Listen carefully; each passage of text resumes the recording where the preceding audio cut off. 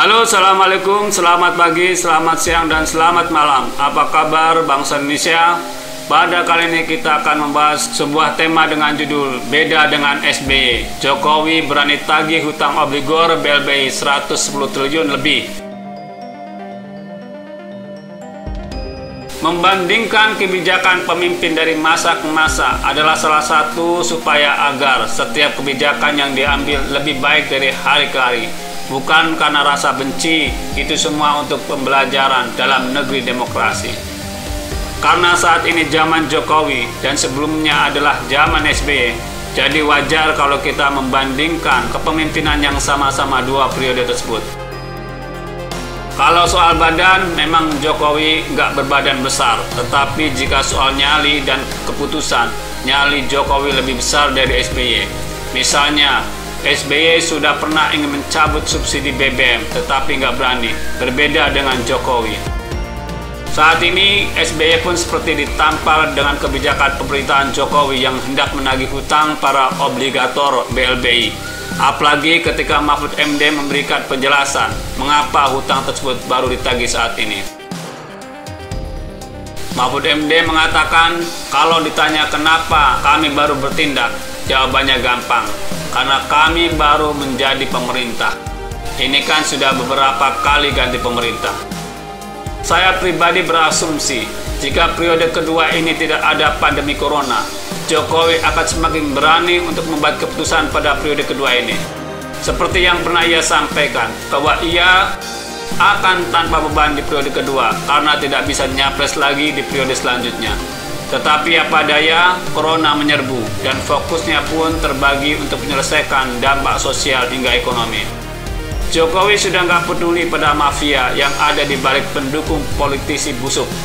Taman Mini pun diambil dari yayasan yang terkenal dengan Trah Soeharto. Trah yang hartanya diyakini nggak akan habis dimakan oleh 7 generasi.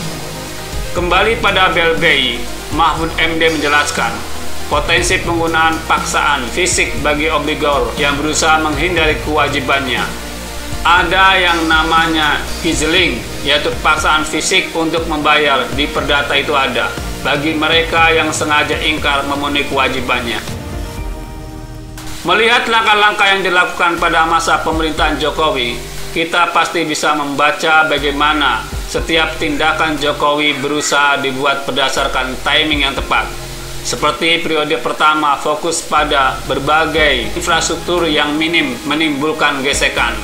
Sedangkan pada periode kedua fokus pada kebijakan yang berpotensi menimbulkan gesekan dengan lawan politik hingga mafia yang berada di belakangnya.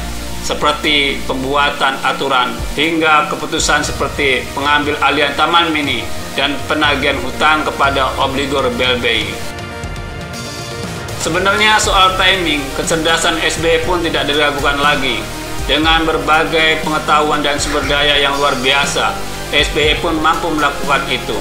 Misalnya pada tahun 2014, SBY kebut groundbreaking tol Trans Sumatera. Hal itu sangat tepat karena ia nggak akan pusing untuk mewujudkannya.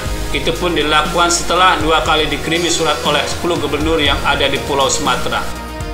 Masih soal timing, SBY pun begitu tepat mengambil keputusan terkait AHY yang harus keluar dari militer untuk maju di Pilkada DKI Jakarta. Harapannya tentu saja Pilkada Jakarta bisa membesarkan nama AHY sehingga memiliki nilai jual dalam dunia politik meskipun belum pernah melakukan apa-apa.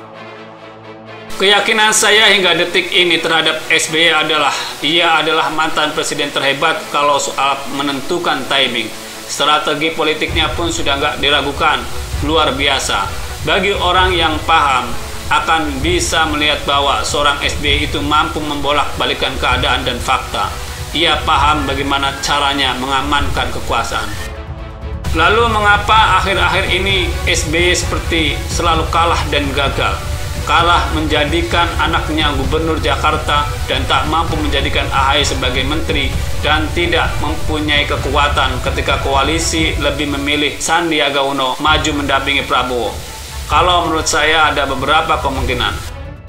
Yang pertama, karena SBY melupakan bahwa di masa transparansi akibat teknologi seperti saat ini, drama sangat sulit ditutupi. segala tindakan akan mampu dibaca oleh masyarakat sekelas jelata seperti saya sekalipun.